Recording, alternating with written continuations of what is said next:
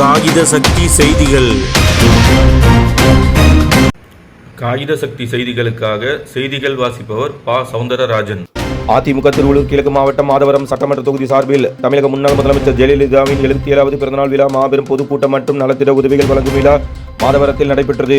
அதிமுக சோழவரம் ஒன்றிய கழக செயலாளர் பி. கார்மிகம் அவர்கள் தலைமையில் நடைபெற்ற இக்கூட்டத்தில் அதிமுக திருவள்ளூர் கிழக்கு மாவட்ட கழக செயலாளரும் முன்னாள் அமைச்சரும் மாதவரம் தொகுதி முன்னாள் சட்டமன்ற உறுப்பினருமான மாதவரம் வி. மூர்த்தி அவர்கள் கலந்து கொண்டு சிறப்புரை நிகழ்த்தினார். மேலும் இக்கூட்டத்தில் அதிமுக கழக செய்தி தொடர்பாளர் அப்சரா ரெட்டி, சோழவரம் ஒன்றிய கழக செயலாளர் பி. கார்மிகம், மாதவரம் கிழக்கு பகுதி கழக செயலாளர் எம். கண்ணதாசன், மாவட்ட கழக அவைத்தலைவர் ஜி. ராஜேந்திரன், மாநில இளைஞரணி துணை செயலாளர் ஜி. கே. இன்பராஜ் உள்ளிட்ட பல சிறப்புரை நிகழ்த்திய இக்கூட்டத்தில் மாவட்ட கழக துணை செயலாளர் பி. ஜேம்ஸ் என்கிற விக்னேஸ்வரன், மாவட்ட கழக பொருளாளர் கே. வெங்கடாஜலபதி, மாவட்ட கழக இணை செயலாளர் ஜி. ராஜேஸ்வரி, மாவட்ட கழக துணை செயலாளர் கே. இந்திரா, பொதுக்குழு உறுப்பினர்கள் பாடியநல்லூர் எஸ். மனோகரன், வடகரை மு. சுந்தர், பி. சி. பேரரசி உள்ளிட்ட பலர் கலந்து கொண்டனர்.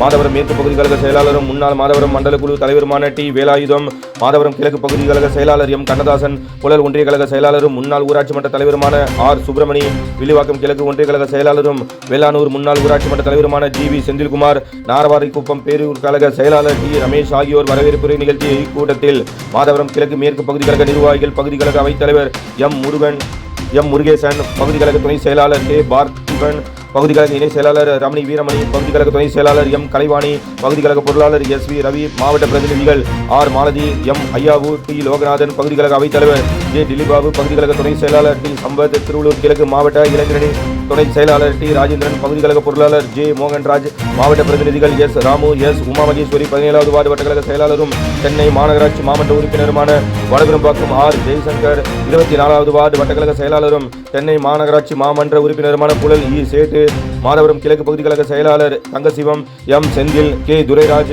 K. Prathapan, T. Karthikeyan, S. Kannan, C. M. Senthilkumar, S. Manoharan, V. Lokesh, A. Manikandan, G. Kumaravel, Madhavaram மேற்கு பகுதி வட்டக்கழக செயலாளர்கள் M. Ilangovan, S. Vijayan, N. Ethiraj, T. Saravanan, G. Kamesh, V. Kandaraj, J. Varghese, R. Vijayan, R. K. Madheshkumar, M. Premkumar, M. Babu, P. Shankar ஆகியோர் முன்னிலையில் நடைபெற்ற இக்கூட்டத்தில் திருவள்ளூர் கிழக்கு மாவட்ட சார்பணி செயலாளர்கள் G. Gunasekaran, G. Ravikumar, S. B. Aravindan, G. K. Ezhil, S. M. G. Srinivasan, G. Adhilakshmi, K. Gopal, V. C. Gandhi, T. K. Balaji, P. K. Selvam, T. Daniel, Jebaraj, T. Ramanakumar, M. K. Kannan, G. Haridas, T. Kishorekumar, M. Shankar, N. Hari, G. Kumaran, A. Prasanth, K. Shankar, S. Raveendranath, M. Manikandan, V. A. Uma Shankar, K. Arulmani, Cholavaram ஒன்றிய மாணவரணி செயலாளர் M. Nandakumar, Puzhal ஒன்றிய மாணவரணி செயலாளர் R. Dineshkumar, Villivakkam ஒன்றிய மாணவரணி செயலாளர் M. K. Yuvaraj, T. Rameshkumar, ஒருங்கிணைந்த மாதவரம் சார்பு அணி செயலாளர்கள் P. Prakash, A. K. Ravivarman, A. Ravikumar, Thanigaivel, M. Ramachandran, Nagabhushanam, C. Kumaran, L. Sasikumar, K. S. Mohandas, E. Velu, E. Satheeshkumar, T. Govindasamy, M. Sadiq Basha, T. Chitra, M. Satheeshkumar உள்ளிட்ட பலர் மற்றும் பெண்கள், தாய்மார்கள், பொதுமக்கள் திரளாக இக்கூட்டத்தில் கலந்து கொண்டனர். இக்கூட்டத்தில் அதிமுக மாநில வழக்கறிஞர் பிரிவு துணை செயலாளர் எம். தமிழரசன் நன்றியுரை நிகழ்த்தினார். புரட்சித் தலைவி அம்மா ஒன்றிய கழகத்தின் சார்பாக மனமார்ந்த பாராட்டுதலையும் நன்றியும் தெரிவித்துக் கொள்கின்றேன். எங்கள் பகுதியைச் சேர்ந்த மனவரம் போன்றவர்களுக்கு எங்களுக்கெல்லாம் தெரியும், எங்கே ஒரு மின்சாரம் இல்லையோ உடனடியாக அந்த மின்சாரத்தை அந்த டிரான்ஸ்ஃபார்மர் அமைத்து இப்படி எண்ணற்ற சாதனை, சாலை வசதி அனைத்தையும் செய்து கொடுத்து எங்களுடைய பகுதிக்கு பெருமை சேர்த்து கொண்டிருந்த அருமையண்ணன் மாவட்ட கழக செயலாளர் அவர்கள் இன்றைய தினம் இந்த கூட்டத்தை இவ்வளவு சிறப்பான கூட்டியிருக்கிறார் என்றால் அவர் வெற்றி பெற்றார் என்பதுதான் இந்த கூட்டத்தினுடைய முதல் அடையாளம். காரணம், இந்த தொகுதியிலே வெற்றி பெற்று சட்டமன்ற உறுப்பினராக இருக்கின்ற திராவிட முன்னேற்ற கழகத்தை சேர்ந்த சட்டமன்ற உறுப்பினர் எங்கு இருக்கிறார் என்பதை கூட எண்ணி பார்க்கின்ற அளவிற்கு கூட இல்லாத நிலைமை எங்கள் பகுதி மக்களிடையே இருக்கிறது. ஊற்ற தலைமை வேண்டும் என்று ஓங்கி குரல் கொடுத்து அன்றைய தினத்திலிருந்து இந்த பகுதி மட்டும் இல்லை, தமிழ்நாட்டிலே எங்கே போனாலும் நம்முடைய மாவட்ட செயலாளர் தான் கேட்பாங்க, வாங்க ஒற்றத்தலைமை நாகேனே என்று. இந்த தொகுதியில் ஒரு ஆள் இருந்தான், எம்எல்ஏன்னு யாருக்குமே தெரியல. ஒரு எம்எல்ஏ இருக்கான்னு சொன்னான். நாங்கள் பெரிய பாலத்தில் ஒருத்தன் பேசிக்கிட்டு இருந்தோம் சொன்னான். மாதவரத்தில் ஒரு எம்எல்ஏ இருந்தார், அவர் காணாமல் போயிட்டார். காணாம போல அவர் செத்து போயிட்டான்றான் ஒருத்தன். யோ, செத்து போனவர் அவர் பொன்னேரி எம்எல்ஏ, அவரையா இவன் எங்கேயா செத்து போயிட்டான்? இருந்தாலும் இருந்துக்கு தாயே வர்றதில்லை. ஆனால் வர்றதே இல்லைன்னா கார்மேகன் சொன்னார், அவங்க ஊர் திருவிழாவுக்கு மட்டும் வர்றாராம். ஏன்னா அங்கே ஏதோ விஷயம் இருக்கு போட்டிருக்கு. ஆகவே அப்படிப்பட்டவர்களை இன்னைக்கு வந்து மக்களுக்கு எந்த சேவையும் செய்யாத பட்டி தொட்டிகள்லாம் இப்போ சொன்னார். கார்மேகம் ரோடு இல்லாத ஊரே இல்லை, லைட் இல்லாத ஊரே இல்லை. இப்படி பல்வேறு நன்மைகளை ஓடி இன்னைக்கும் ஒரு நாளைக்கு கல்யாணம் நடக்குன்னா 100 பத்திரிகை வந்தாலும் 100 வீட்டிலே அட்டன் பண்ணக்கூடியவர். நம்ம மாவட்டத்தை மட்டும் இல்லை, மத்திய மாவட்டம், மேற்கு மாவட்டம், திருத்தணி, அவர் கூட ஏறி உட்காந்தா அண்ணா போகலாமான்னு போகலாம். எங்கண்ணா போகணும்? திருத்தணியில் ஒரு கல்யாணம், அப்புறம் கும்மிடிப்பூண்டில் ஒரு கல்யாணம், அப்புறம் ஈசிஆர் போகணும். இதுக்குள்ளே விடிஞ்சிருமே. அந்த மாதிரி கூப்பிட்ட குரலுக்கு அன்றைக்கு மட்டும் இல்லை, அமைச்சராக இருந்தாலும் மாவட்ட செயலாளர் இருந்தாலும் பதவி இல்லாத காலத்தில் தொண்டனாக இருந்தாலும் ஓடி வருகின்ற ஒற்றை தலைமை நாயகன் அண்ணன் அவர்களை பேச என வாய்ப்பு கொடுத்ததற்கு நன்றி கூறி இன்னும் நன்றியோடு அம்மாவை நினைவு கொடுத்து கொண்டிருக்கிறது. அம்மா வந்து born with the golden spoon என்று சொல்வார்கள். அது மிகப்பெரிய செல்வந்தர் குடும்பத்திலே பிறந்தவர். அம்மாவுக்கு கிடைக்காத வசதிகளே இல்லை. அவருக்கு கிடைத்த எந்த வசதிகள் அவர்களுக்கு கிடைத்ததோ அதெல்லாம் இந்த ஏழை மக்களுக்கு கிடைக்க வேண்டும், இந்த பாட்டாளி மக்களுக்கு கிடைக்க வேண்டும், ஏழை மாணவர்களுக்கு கிடைக்க வேண்டும் என்பதற்காக சிந்தித்து தனக்கு என்ன வசதி எல்லாம் கிடைத்ததோ அதெல்லாம் சாமானிய மக்களுக்கு கிடைக்க வேண்டும் என்பதற்காக திட்டங்களை தீட்டி தொலைநோக்கு பார்வை வழங்கியவர் தான் புரட்சித் தலைவி அம்மா அவர்கள்.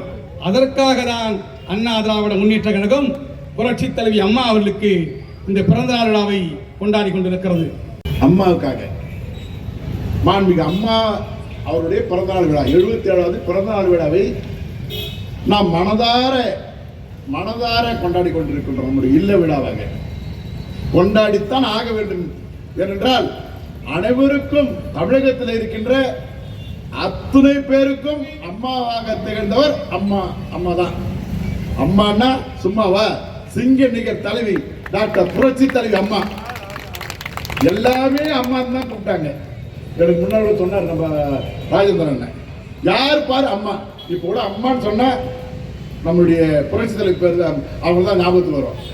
அம்மானா ஆமா அவங்க தான், வேற நம்ம அம்மாவே கூப்பிட்டா சொன்னா தெரியாது யாருன்னு சொல்ல. அதை போல தமிழகத்தில் இருக்கின்ற அந்த விவசாயிகளாகட்டும், கூலி தொழிலாளிகளாகட்டும், மாணவர்களாகட்டும், இங்க வருகை தந்து அமர்ந்து கொண்டிருக்கக்கூடிய சகோதரிகளாகட்டும், அத்தனை பேர் அவர்களுக்கு என்ன தேவை என்பதை அறிந்து அதற்கு தகுந்தால் போன்று திட்டம் வகுத்து அதை சட்டமாக உருவாக்கி அனைவருக்கும் அந்த அத்தனை சலுகையும் வழங்குவதற்கு அம்மா அவர்கள் துணை புரிந்தார்கள். ஏனென்றால் தமிழக மக்களால் அம்மா அவர்கள் முதலமைச்சராக தேர்ந்தெடுக்கப்பட்டவர்கள். மாண்புமிகு அம்மா அவர்கள் பேசும்போது கூட சொல்லுவாங்க, நாங்களாம் பொதுக்குழுல இருந்தோம், இந்த மேடையில் அமர்ந்து கொண்டிருக்கின்ற அத்தனை பேரும் பொதுக்குழுல அமர்ந்து கொண்டிருக்கின்றோம். அப்பொழுது மாண்புமிகு அம்மா அவர்கள் பேசுகின்றார்கள், எங்களெல்லாம் பார்த்து பேசுறாங்க. என்ன பேசுறாங்கன்னா, எனக்கு யாருமே இல்லை. அம்மா பேசுற பேச்சு அந்த பொதுக்குழுல நாங்க ஒரு 5000-8000 பேர் இருக்கிறோம். அந்த பொதுக்குழுல அம்மா பேசுறாங்க எங்களை பார்த்து, எனக்குன்னு யாருமே இல்லை, எனக்கு தலைவலி உடம்பு சரியில்லைன்னா கூட எனக்கு அந்த டேப்லெட் எடுத்து இடத்துக்கு கூட ஆள் இல்லை. அதுபோல ஒரு தனிமையான வாழ்க்கை நான் வாழ்ந்து கொண்டிருக்கின்றேன் என்று சொன்ன உடனே அங்க நம்ம சகோதரிகளா உட்கார்ந்தாங்க, எல்லாமே அமர்ந்தாங்க, எல்லாமே கண்ணீர் விட்டு அழுதுட்டாங்க. அம்மா நாங்க இருக்கிறோம் நாங்க எல்லாம் அழுதுட்டாங்க அந்த அம்மா. ஏன்னா அத்தனை மேடையில் இருக்கிறவங்களாம் உருவாக்கியது மாண்புமிகு அம்மா அவர்கள். நான் கூட இந்த மாதத்தில் சாதாரண குடிமகன் என்னை மாண்புமிகு அம்மா அவர்கள் அடையாளம் கண்டுபிடித்து ஒரு கவுன்சிலராக, சட்டமன்ற உறுப்பினராக, அமைச்சராக மாண்புமிகு அம்மா அவர்கள் பொறுப்பை கொடுத்து அழகு பார்த்தார்கள். இப்படி ஒவ்வொருத்தருக்கும் வேலையத்தை சேர்மன் ஆக்கினாங்க, ஒரு கார்மகத்தை சேர்மன் ஆக்கினாங்க, நம்ம ராஜேந்திரன் பொது செயலாளர் டிரான்ஸ்போர்ட் பொது செயலாளர் வச்சிருந்தாங்க, இப்போ ஜேம்ஸ் வந்து வழக்கறிஞர் பிரிவில் கொடுத்தாங்க. இது போல அத்தனை ஒவ்வொருத்தருக்கும் ஒரு தனி எல்லாருக்கும் ஒரு பதவி கொடுத்து அழகு பார்த்தாங்க. அப்பேற்பட்ட அம்மா அப்படி அம்மா சொல்றாங்க எனக்குன்னு யாருமே இல்லைன்னு எல்லாமே இருந்தாங்க. அதுக்கு பிறகு மாண்புமிகு அம்மா அவர்கள் பேசுறாங்க மறுபடியும், எனக்கு இங்கே அமர்ந்து கொண்டிருக்கின்ற அத்துணை சகோதர சகோதரர்களும் என் உடன் பிறந்தவர்கள், அத்தனை பேரும் உடன் பிறந்தவர்கள். தமிழகத்தில் இருக்கின்ற மாணவ மாணவிகள் எல்லாம் என்னுடைய குழந்தைகள். தமிழகத்தில் வாழ்கின்ற அத்தனை பேரும் என்னுடைய குழந்தைகள். தமிழகத்தில் வசிக்கின்ற அத்தனை பேரும் என்னுடைய சகோதர சகோதரிகள். அவர்களுக்காக வாழ்வேன், அவர்களுக்காக திட்டம் வகுப்பேன். இந்த தமிழ்நாடை இந்தியாவிலே முதன்மை மாநிலமாக கொண்டு வருவேன், உழைப்பேன், அவர்களுக்காக என் உயிரே போனாலும் பரவாயில்லை என்று மாண்புமிகு அம்மா அவர்கள் பொதுக்குழுல பேசினாங்க. அப்பேற்பட்ட தலைவி, மக்களால் போற்றப்படக்கூடிய தலைவி மாண்புமிகு அம்மா அவருடைய அதாவது அந்த செயல்பாடுகள் முதலமைச்சராக இருக்கின்ற போது அவர்கள் வகுத்து தந்த திட்டங்கள் எல்லாம் சொல்லணும்னா ஒரு நாள் போதாது, ஒரு நாள் போதாது. இந்த கூட்டத்தில் பார்த்தீங்கன்னா சகோதரிகள் அதிகமான பேர் இங்க அமர்ந்து கொண்டிருக்கின்றீர்கள். இந்த சகோதரிகள் நன்றாக இருக்க வேண்டும், அவர்கள் பாதுகாப்பாக இருக்க வேண்டும் என்பதற்காக மாண்புமிகு அம்மா பல திட்டங்களை கொண்டு வந்தாங்க. பல திட்டம். தாலிக்கு தங்கம் கொடுத்தாங்க, எல்லாரும் தெரியும். தாலிக்கு தங்கம் ஏன் கொடுத்தாங்க? எத்தனையோ வறுமை கோட்டிற்கு வாழுகின்ற குடும்பங்களிலே திருமணம் நடக்கின்ற பொழுது அவர்கள் கழுத்திலே கட்டுகின்ற தாலி தங்கத்தில் இருக்க வேண்டும். அந்த வசதி இல்லாத குடும்பங்களை கண்டறிந்து அவர்களுக்கு 4 கிராம் தங்கத்தை மாண்புமிகு அம்மா அவர்கள் கொடுத்தார்கள். அதற்கு பின்னால் 8 கிராம் தங்கமாக அண்ணன் எடப்பாடி அண்ணன் வரும்போது கொடுத்தாங்க. இப்படி அந்த மணப்பெண்ணுக்கு அந்த தங்கத்தில் தாலி. மாணவர்கள் எடுத்துக்கொண்டோமானால் அவர்களுக்கு சீருடை, அவர்களுக்கு அந்த கணினி லேப்டாப், ஏன்னா அவர் படிக்கணும், அவர் மாணவர்கள் நன்றாக படிக்க வேண்டும். கல்வி வளர்ந்தால்தான் நம் நாடு வளரும். ஒரு மாணவன் ஒரு குடும்பத்திலே, மாணவனோ மாணவியோ ஒரு குடும்பத்திலே படித்தார்கள் என்றால் அந்த குடும்பம் உயரும். அந்த குடும்பம் உயர்ந்தால் அந்த நகரம் உயரும். இவ்வளவு மாண்புமிகு அம்மா அவர்கள் நன்கு படித்தவர்கள். அதையெல்லாம் அறிந்து மாணவர்களுக்காக பல திட்டங்களை கொடுத்தாங்க. மடிக்கணினி கொடுத்தாங்க, அவர்களுக்கு சைக்கிள் கொடுத்தாங்க. இப்படி பல திட்டங்களை மாணவர்களுக்காக. விவசாயிகள் என்றால் அவர்களுக்கு இலவசமாக அந்த டிராக்டர் கொடுத்தாங்க. அதே போல மகளிருக்கு எல்லாம் பார்த்தீங்கன்னா அந்த சமையல் அறையிலே தினமும் அங்கே கஷ்டப்பட்டு கொண்டிருக்கின்ற சகோதரிகளை கண்டறிந்து அவர்களுக்கு மிக்சி, கிரைண்டர், ஃபேன் கொடுத்தாங்களா இல்லையா? கொடுத்தாங்க. அம்மா கிட்ட ஒரு பெண்ணினுடைய கஷ்டம் இன்னொரு பெண்ணுக்கு தான் தெரியும். அவங்க பண்ற கஷ்டத்தை பார்க்கறாங்க, கொடுக்குறாங்க. அதே அந்த சகோதரிக்கு ஒரு கிராமத்தில் இருக்கின்ற சகோதரி, அங்கே கணவனால் கைவிடப்பட்ட சகோதரியாக இருந்தாலும் சரி, மற்ற வறுமை கோட்டு கீழே வாழ்கின்ற சகோதரியாக இருந்தாலும் சரி, அவர்களுக்கு கறவை மாடு, ஆடு இதையெல்லாம் கொடுத்து அந்த குடும்பத்தை வளப்படுத்தினார்கள் மாண்புமிகு அம்மா அவர்கள். நாங்கள் மைக்கு போட்டுன்றதுக்காக பொய் சொல்லல, எல்லாம் இங்க இருக்கிறவங்களுக்கு தெரியும், அத்தனை பேருக்கும் தெரியும்.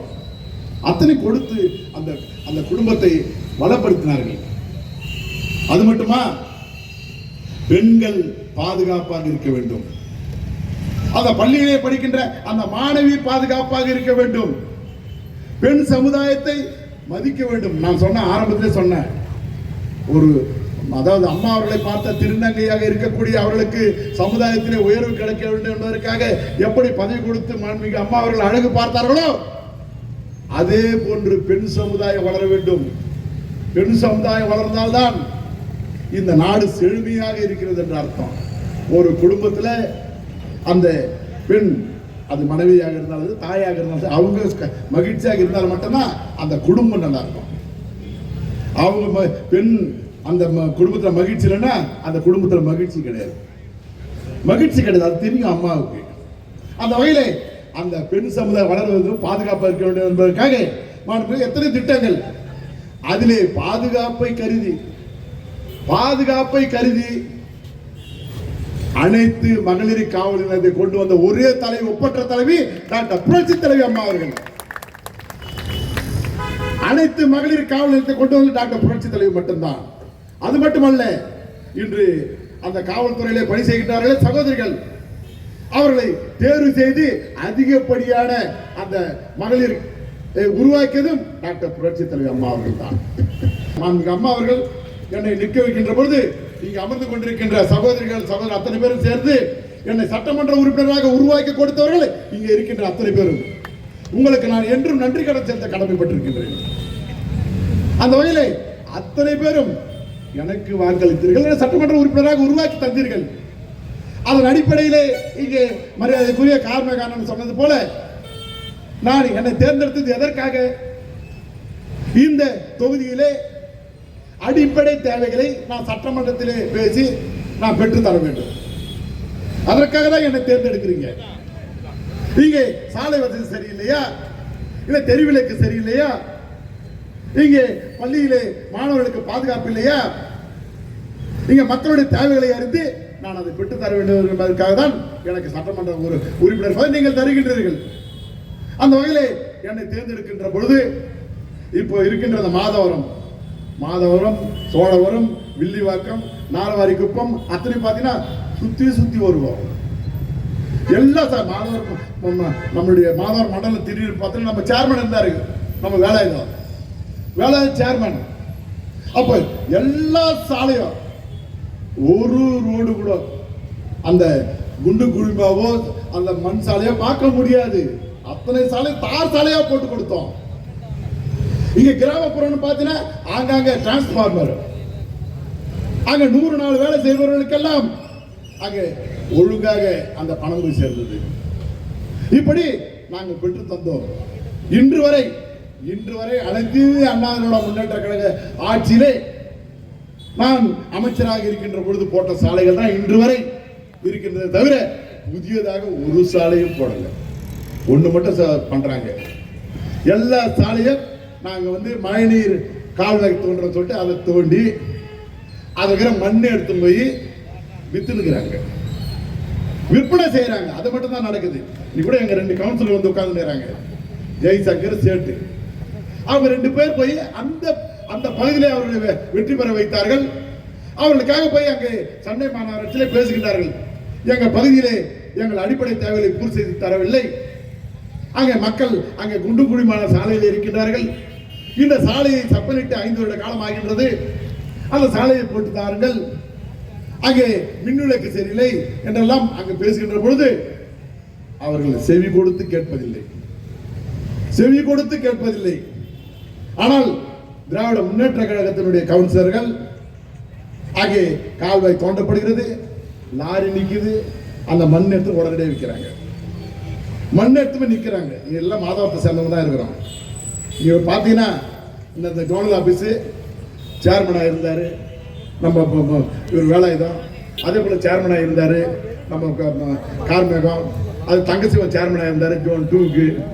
எல்லாம் அதை சுத்தி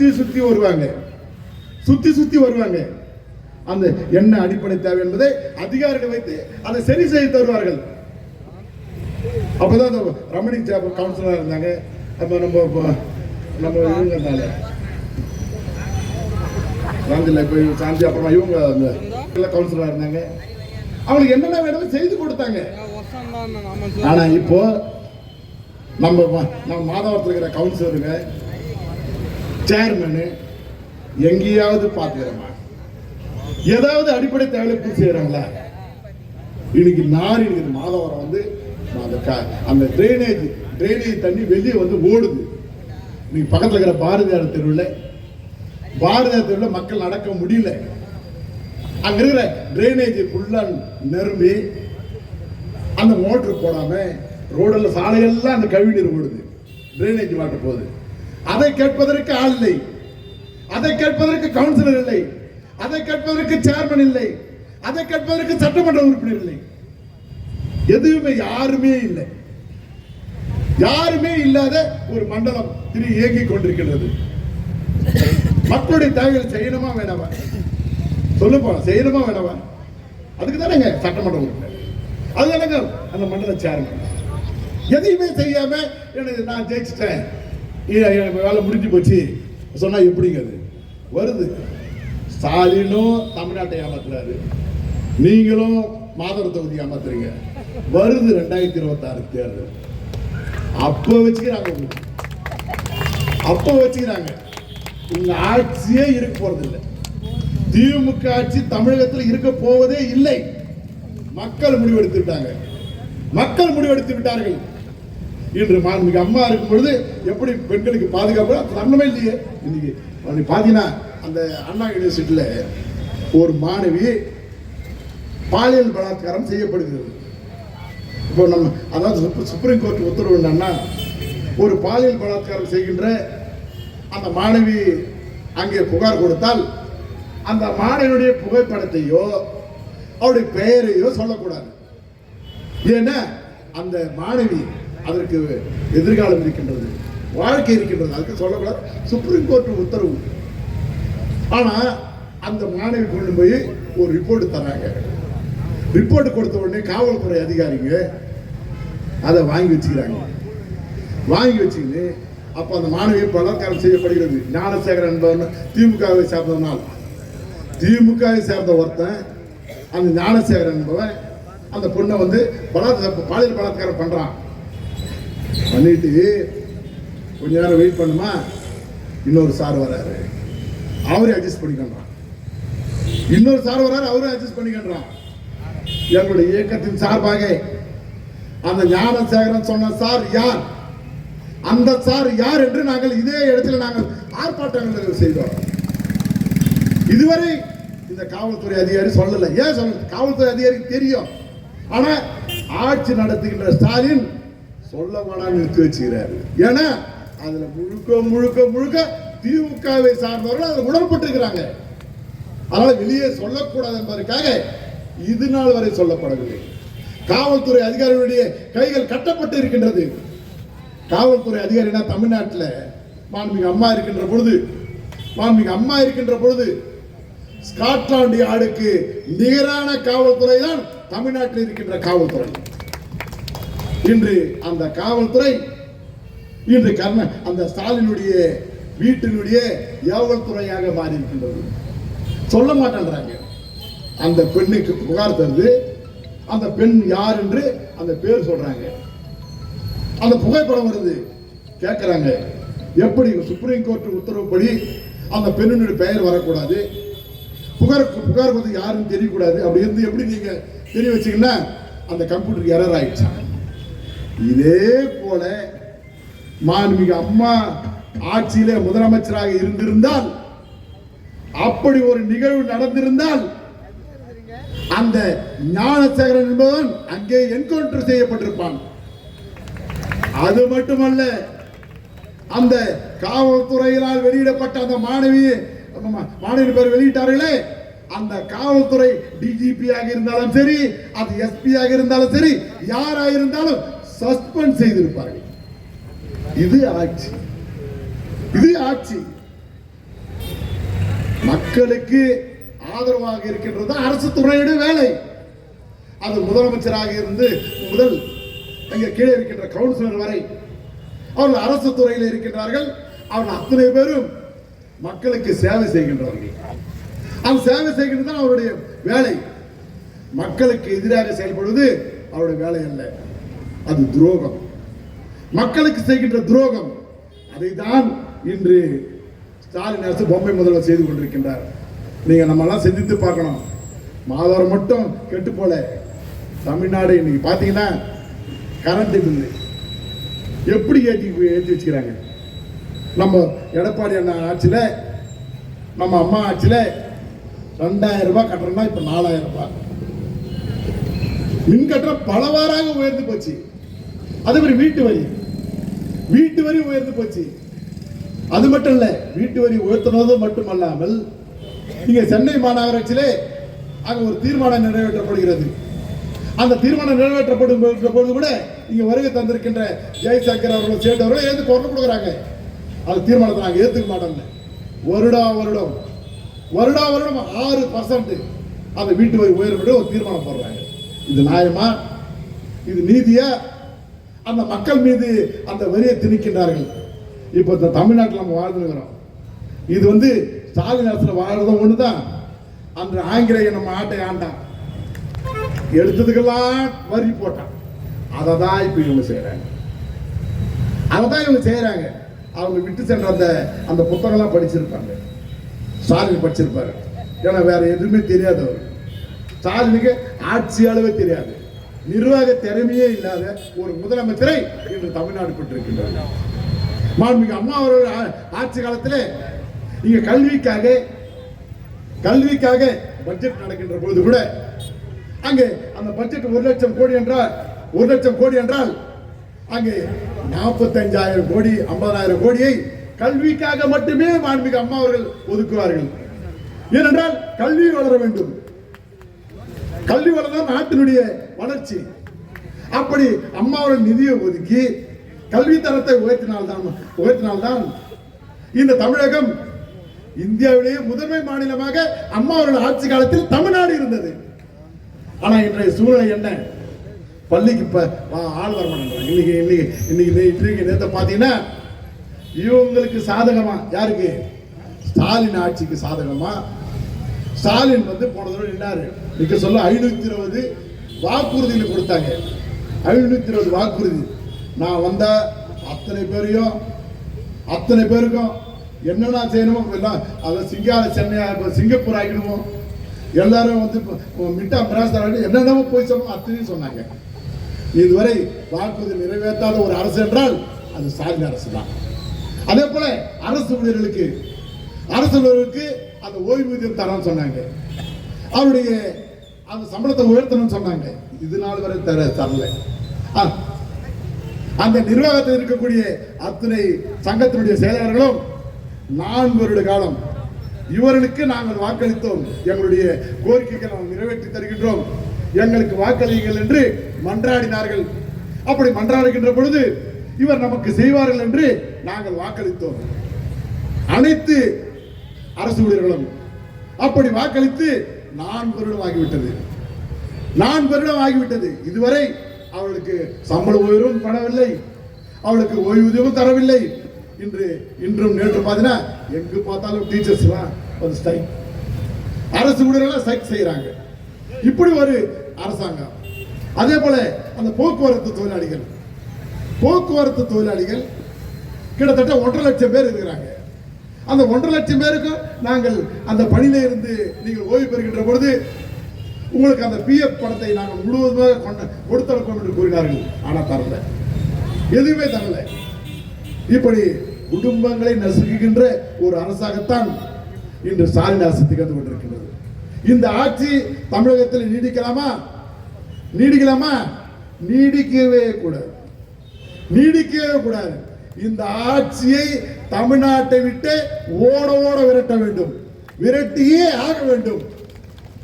நாம் எல்லாம் இதுல வந்து இந்த அம்மாவுடைய பிறந்தநாள் இதுல வீரமங்கை சிங்க நிகர் தலைவி டாக்டர் புரட்சி தலைவி அம்மா அவர்கள் அந்த நிகழ்ச்சியிலே நாம் சபதம் ஏற்க வேண்டும். இந்த பொம்மை அரசை விலக்குவோம். இங்க வருகின்ற தேர்தலிலே நாங்கள் எல்லாம் ஒற்றை விரலை ஓங்கடிப்போம், இரட்டை இலைக்கு வாக்களிப்போம், மாண்புமிகு அண்ணன் எடப்பாடி ஆட்சியை இங்கே கொண்டு வருவோம் என்று நீங்கள் அத்தனை பேர் சபதம் ஏற்க வேண்டும். உண்மையாகவே சொல்லுகிறேன், உறுதியாக சொல்லுகிறேன், அம்மா வழியில் வந்த எடப்பாடியார் அவர்கள் மட்டும்தான் அந்த அன்பும் அங்கீகாரம் கொடுக்கக்கூடிய ஒரு தலைவர். நிறைய விஷயங்கள் அம்மா பண்ணியிருக்காங்க. நம்ம என் முன்னால் பேசின நிறைய பேர் சொன்னாங்க. முக்கியமான சில திட்டங்கள், அனுபவங்கள் நான் இங்க பகிர்ந்துக்க விருப்பப்படுகிறேன். அம்மா அவர்கள் ஒதுக்கப்பட்ட சமுதாயம், பிற்பட்டோர், கோடிக்கணக்கான மக்கள் இருக்கும் போது ஒரே ஒரு மாநிலத்தில் 69% கொண்ட அந்த மாபெரும் தலைவி புரட்சி தலைவி அம்மா அவர்கள் சட்டத்தை மட்டும் கொண்டரல, மீண்டும் அந்த சட்டத்தை திருத்த முடியாத அளவுக்கு சட்ட பாதுகாப்போடு அந்த சட்டத்தை கொண்டு வந்த தலைவி அம்மா அவர்கள். ஊர் சொல்ல நம்மில் வாழ்ந்து கொண்டிருக்கும் புரட்சி தலைவர் மக்கள் திலகம் எம்ஜிஆர் அவர்களை வணங்கி, நமது புரட்சி தலைவர் மக்கள் திலகம் எம்ஜிஆர் அவர்கள் வழியில் புரட்சி தலைவி அம்மா அவர்கள் மக்கள் மனதில் நீங்காம இடம் பிடித்த எடுத்த முடிவில் உறுதியாக இருந்து மக்கள் சேவையே மகேசன் சேவை என்று நினைத்து தமிழ்நாட்டில் உள்ள மக்கள் அனைவரும் தன் மக்கள் என்று வாழ்ந்து தவ வாழ்க்கை வாழ்ந்த நமது சிங்கப்பெண் தங்கத்தார்கை அம்மா அவர்களை வணங்கி, தனக்கு பின்னாலும் இந்த கழகம் 100 வருடம் மக்கள் சேவை ஆற்றும் என்று கூறிய அம்மா அவர்கள் பொன்மொழிகளை வேத வாக்காக நினைத்து தினம் தினம் நேரடி எதிரிகளையும் மறைமுக எதிரிகளுக்கும் தோல்வி என்கின்ற பரிசை மட்டுமே வழங்கிக் கொண்டிருக்கும் நமது புரட்சி தமிழர் எதிர்கட்சி தலைவர் கழக நிரந்தர பொதுச் செயலாளர் அண்ணன் எடப்பாடி அவர்களை வணங்கி, மண்ணை விட்டு பிரிந்தாலும் நம்மை விட்டு பிரியாத அம்மா அவர்களின் 77வது பிறந்தநாள் கூட்டத்திற்கு வருகை தந்திருக்கும் ஆளுங்கட்சியாக இருக்கும் போது வேகமாகவும் எதிர்கட்சியாக இருக்கும் போது அசுர வேகமாகவும் செயல்பட்டு கொண்டிருக்கும் கருத்து வேறுபாடுகள் எவ்வளவு இருந்தாலும் கட்சின்னு வந்துட்டா நாங்கெல்லாம் ஒண்ணுதானா என்று எதிர்கட்சிகளை ஆட்டி படைத்துக் கொண்டிருக்கும் இங்கே வந்துள்ள அனைத்து பொறுப்பாளர்களும் உறுப்பினர்களுக்கும் வணங்கி, அம்மா அவர்கள் பிறந்தநாள் விழா கொண்டாடுவதில் நமக்கெல்லாம் கிடைத்த ஒரு வரம். அந்த பொன்னாளில் அம்மா சொல்வதை போல இயன்றதை செய்வோம் இல்லாததற்கு என்று கூறி, அம்மா பிறந்தநாள் அன்று ஏழை மக்களை நாம் சந்தோஷப்படுத்தினால் அம்மா அவர்கள் ஆன்மா நிச்சயம் சந்தோஷம் அடையும் என்று கூறி 2 கோரிக்கையை மட்டும் வைத்திருந்தேன். ஒன்று, தமிழ்நாட்டில் போலி அப்பா கிட்ட இருந்து காப்பாற்ற வேண்டும். யார் உங்களை அப்பா என்று கூப்பிடுறா தெரியுமா? கஞ்சா வைக்கிறவன், கள்ளச்சாராயம் வைக்கிறவன், இவங்களதான் அப்பான்றாங்க. போலீஸ் கரெக்டா போய் அவங்கள பிடிக்கிறாங்க. பிடிச்சோட கஞ்சாய் வைக்கிறவனும் கள்ளச்சாராயம் என்ன சொல்றான் தெரியுமா? எங்க அப்பா யார் தெரியுமான்றான். யார் பாருங்க கேட்டாங்க, ஸ்டாலின் தான் எங்க அப்பா அப்படின்னு சொல்ல போலீஸ் விட்டு போயிடுறாங்க. அதனால்தான் கஞ்சா வைக்கிறதும் கள்ளச்சாராயம் வைக்கிறதும் இன்று வரைக்கும் அதிகமாக இருக்குது. தன்னைத்தானே அப்பா என்று கூறிக்கொண்டிருக்கும் பொம்மை முதல்வருக்கு நாம் அம்மாவின் உண்மை பிள்ளைகளாக தண்டனை கொடுப்போம். வரும் தேர்தலில், வரும் 2026 சட்டமன்ற தேர்தலில் அனைவரும் ஒற்றுமையாக இருந்து நமக்கு எல்லாம் நல்லது மட்டுமே செய்து மக்களுக்கு நல்ல திட்டங்கள் கொடுத்து நம்ம எல்லாம் அழகு பார்த்த நமது புரட்சி தமிழர் அண்ணன் எடப்பாடியார் அவர்களை முதல்வர் ஆக்குவோம் என்று அம்மா பிறந்தநாள் என்று சபதம் எடுப்போம். கழகத்தை நாம் பார்த்து கொண்டால் கழகம் நம்மை நிச்சயம் பார்த்து கொள்ளும். கருப்பு வெள்ளை சிவப்பு கொடியுடன் கழகா நெஞ்சுடன் கழகத்தை எதிரிகளிடமிருந்து கடைசி மூச்சு வரை காப்போம் காப்போம் காப்போம் என்று கூறி அனைவருக்கும் நன்றி கூறி விடைபெறுகிறேன்.